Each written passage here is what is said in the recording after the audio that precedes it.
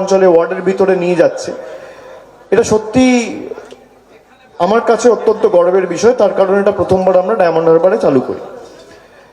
এবং নন্দীগ্রামে সাধারণ মানুষ যখন ফোন করে আমি তখনই ঠিক করেছিলাম আজকে আমাদের এই ক্যাম্পের শুভ সূচনা হলো।